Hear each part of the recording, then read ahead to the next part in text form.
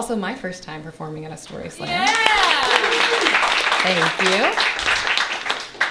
So it's November, and it's 2016, post-election.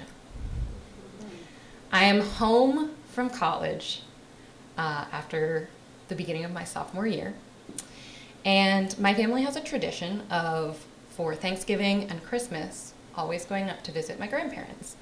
I am actually very fortunate that both sets of grandparents live in neighboring towns up near Erie. We like to call it Bumblefuck Nowhere, because it is. So, you know how, like, I feel like it's pretty common to have, like, one side of the family that's, like, pretty okay, pretty chill, and then another side of the family that is so absurdly problematic.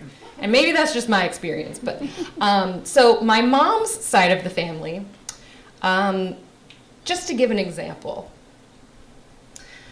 my uncle, my mom's brother, has a bottle of wine with the Trump logo on it in a shrine dedicated to the man. So that's what we're working with here. We're staying at my mom's house, so my grandmother on my mom's side. And, you know, I will admit that the night of the election in 2016, that was my first time ever voting in a general election, I cried. I did. I was really upset.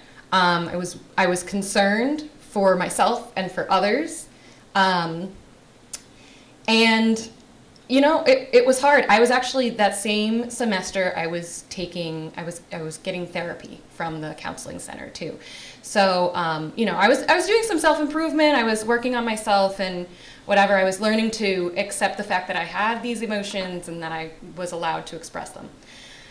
So we're at my grandparents' house, and we got in really late, probably like the night before Thanksgiving or maybe the night before that, but really late at night. So the next morning, I wake up, and just to give a little bit of an image, first of all, my grandma has a carpeted kitchen. I never realized how weird it was until I heard the jokes about carpeted kitchens, but it's always been carpeted. Second, my grandmother is shorter than me. She is petite, very petite, but she's kind of like one of those old people that, like, she's like sharp as a tack, and being around her feels like you're stepping on a tack. So I come down for breakfast. I'm still like rubbing the sleep out of my eyes, and I come down and I sit at the table, and the first thing that my grandmother says to me is, "So did they have a place for you to go cry after the election on campus?" And I was flabbergasted because I knew that my grandma didn't love that I was not a Republican, and I knew that she watched a lot of Fox News.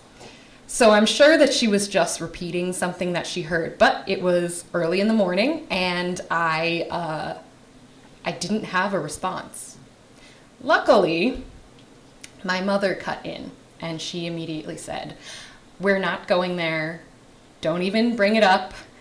And I was able to eat my breakfast in peace. But historically, that kind of an environment is what Home for the Holidays has meant for me.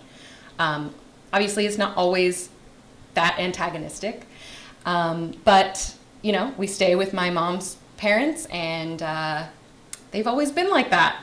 So, you know, she's mellowing out. We're hoping that maybe this year, Home for the Holidays will be a little more pleasant. Thank you.